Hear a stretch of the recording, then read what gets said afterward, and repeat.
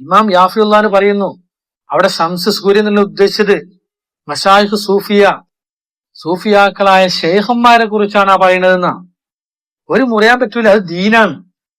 ദീൻ ഇവിടെ മുറിയാൻ പാടുണ്ടോ? അത് എല്ലാവർക്കും കിട്ടുന്ന രൂപത്തിൽ ഉണ്ടാവുമാണോ?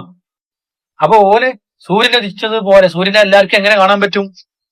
അത്രയും വ്യക്തമായ രൂപത്തിൽ ഇവിടെ മശായിഖന്മാരുടെ റൂട്ടിൽ ഉണ്ടാവുന്ന.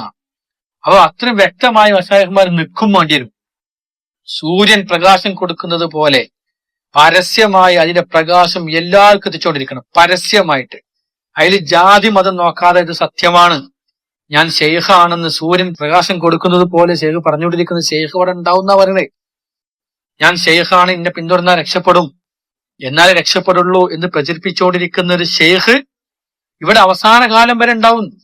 പരസ്യമായി പ്രഖ്യാപിച്ച് രംഗത്തിറങ്ങും, അതിശക്തമായി വാദിക്കും ചെയ്യും, പടപെട്ടും ചെയ്യും. സൂര്യപ്രകാശം എവിടേക്കൊക്കെ എത്തുന്നു എന്നതുപോലെ സർവ സൃഷ്ടികളിലേക്കും, മനുഷ്യർക്ക് മാത്രമൊന്നല്ല സർവ സൃഷ്ടികളിലേക്കും ഈ ഷെയ്ഖ് റഹ്മത്തുമായിട്ട് ഇറങ്ങും. അത് ഹബീബ റസൂലുള്ളാഹി സ്വല്ലല്ലാഹു അലൈഹി വസല്ലമയുടെ പിൻഗാമിയാണ്, ഖലീഫയാണ്. അതേ ഡ്യൂട്ടി അവർ ചെയ്തുകൊണ്ടിരിക്കും, പരസ്യമാക്കി പറഞ്ഞുകൊണ്ടിരിക്കും, ദഅവത്ത് ചെയ്തുകൊണ്ടിരിക്കും, പ്രചരിപ്പിച്ചുകൊണ്ടിരിക്കും, ശത്രുക്കളെ നേരിട്ടുകൊണ്ടിരിക്കും, സ്നേഹിക്കേണ്ടവരെ സ്നേഹിച്ചുകൊണ്ടിരിക്കും. ഇത് റസൂലുള്ളാഹി പാപ്പാന്റെ പാതയാണെന്ന് മനസ്സിലാക്കുക.